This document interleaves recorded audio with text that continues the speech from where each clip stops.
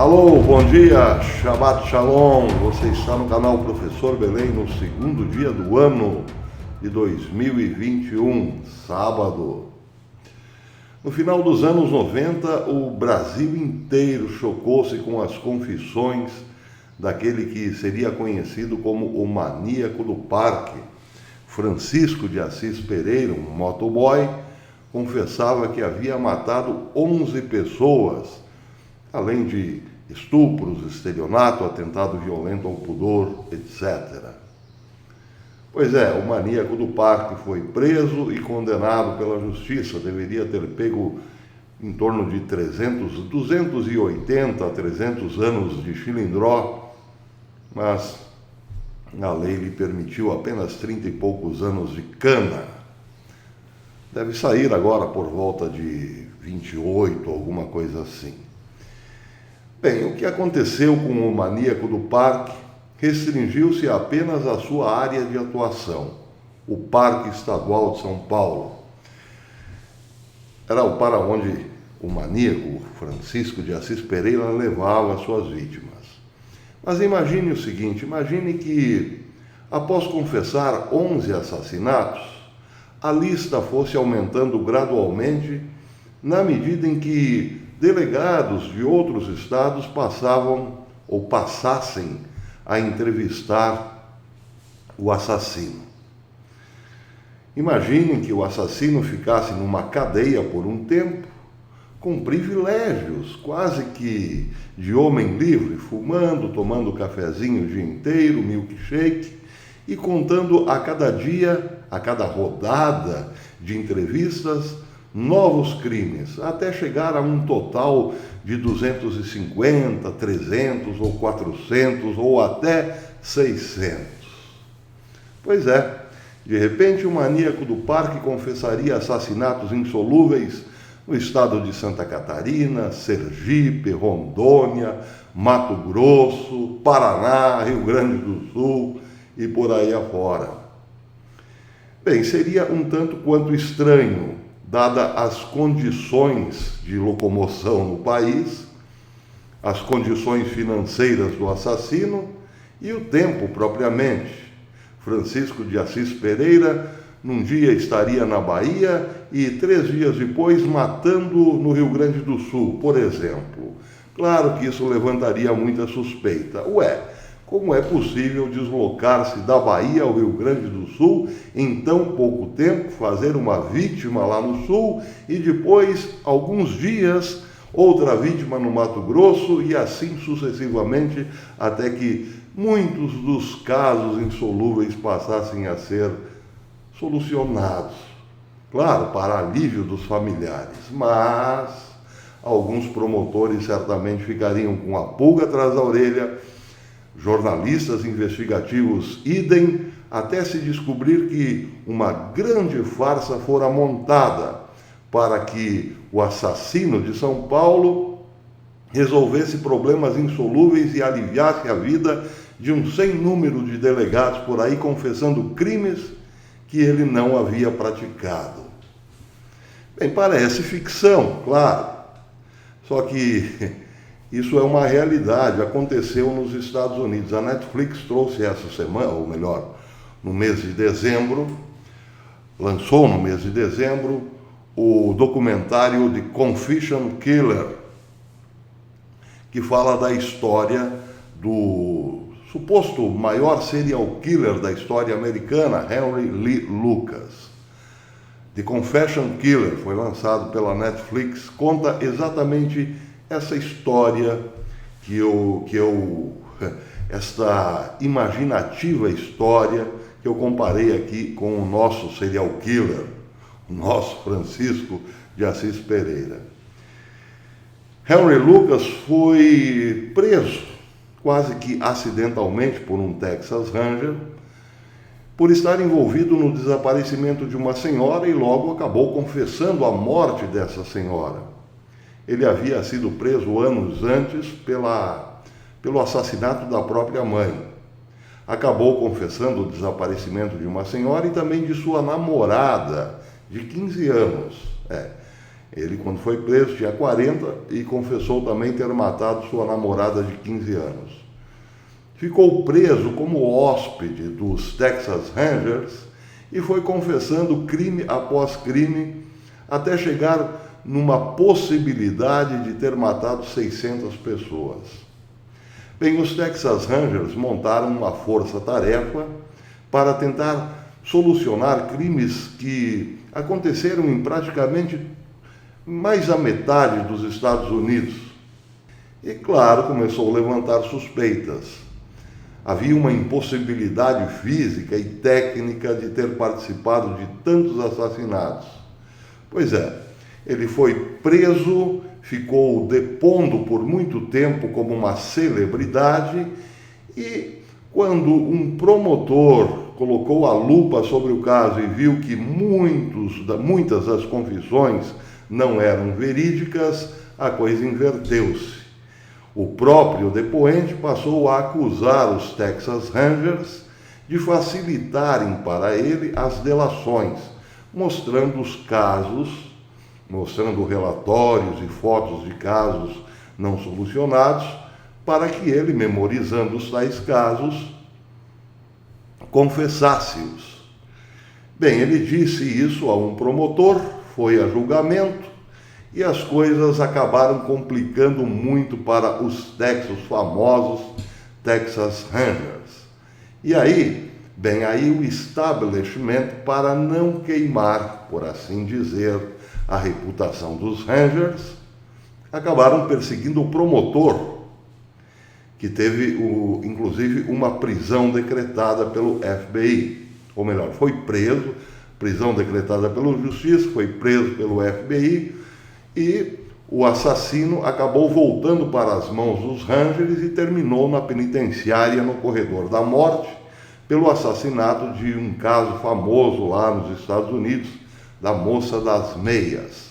A investigação sobre o suposto crime da moça da meia provou que Henry Lucas não poderia tê-la matado porque encontrava-se a centenas de quilômetros de distância, inclusive com provas de que havia trabalhado na hora em que a moça estava sendo morta, estava trabalhando no momento do crime.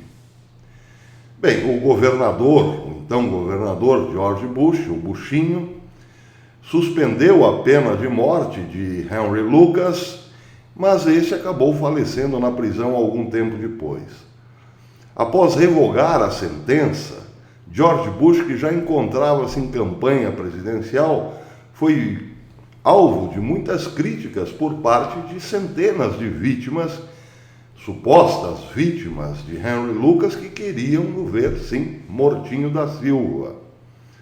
Bem, para que não houvesse muita marola em tempos de campanha, George Bush tentou afastar-se do caso da forma mais elegante possível, ou seja, comunicando-se com as vítimas frustradas pela não morte do assassino, pedindo que essas dissessem o que queriam. Muitas queriam testes de DNA que foram feitos e acabaram também inocentando Lucas de outros tantos crimes. Por fim, em 2001, Henry Lucas amanheceu morto em sua cela. O óbito dizia morte natural. E isso, claro, tranquilizou a todos do staff do presidente, daquele que seria então o presidente George Bush. A morte natural de Henry Lucas, claro, acalmou muita gente na América. Mas o fato é que uma grande mentira revelou-se para o mundo. Ele não havia matado 200 pessoas, como tinha confessado, menos ainda 300 ou 600. As suas confissões eram apenas para resolver problemas insolúveis que causavam mal-estar em certas lideranças políticas e também, claro, nos famosos Texas Rangers. Bem, por que estou contando essa história? Estou contando essa história porque a mentira A arte da mentira, por assim dizer, lá nos Estados Unidos não é coisa recente. Mente-se há muito tempo naquele país, como de resto em todos. Aliás, a mentira começa bem cedo na história humana. A desgraceira humana, na verdade, começa com uma mentira. A Bíblia narra a história de um casal proibido. O primeiro casal, nossos avós, Adão e Eva, que foram proibidos por Deus de comer do fruto da árvore da vida, do conhecimento do bem e do mal. Mas aí Satanás, a antiga serpente, entra na história para aplicar na orelha do primeiro casal. Deus proibiu-os de comer desta árvore, porque se vocês comerem do fruto dessa árvore, serão iguais a ele, serão deuses também. E aí, acreditando na lorota, os nossos avós comeram do fruto do bem e do conhecimento do bem e do mal e logo foram expulsos do paraíso. Foi um vacilo. Nós costumamos vacilar diante da mentira desde daquelas priscas eras, por assim dizer. Se Eva e Adão fossem espertos, teriam dito à antiga serpente: bem, então coma você primeiro, para vermos se de fato você se transformará em Deus. Não fizeram isso. Resolveram apostar na lorota da serpente. Os Estados Unidos estão caindo novamente num grande engodo e parece que não haverá solução para esse grande engodo. Um presidente que fez a sua campanha, um candidato a presidente, que fez sua campanha do porão de sua casa e quando saía para comícios incríveis, reunia no máximo 50 pessoas, teve uma votação absurdamente grande, 7 milhões de votos a mais, que o outro, que por onde andava, arrastava multidões. Muito estranho, claro, muito estranho, como aqueles dias no paraíso. Muito estranho uma serpente dizer que um certo fruto daria o poder divino a quem o comesse, se ela mesma não o tinha. Muito estranho. Bem, por falar em coisas estranhas, vejam esta matéria saída na InfoWars. Na quinta-feira, o advogado de Trump, Lin Wood, chamou a atenção no Twitter com um post reclamando que o pedófilo falecido Jeffrey Epstein ainda está vivo. Lembram de Epstein? O comentário chocante vem em meio a uma enxurrada de tweets direcionados ao juiz da Suprema Corte, John Roberts, contra quem Wood vem construindo um processo desde que o Tribunal Superior recusou-se a examinar as alegações de fraude eleitoral do Texas, etc, etc, etc. Bem, vou fazer um corte rápido aqui.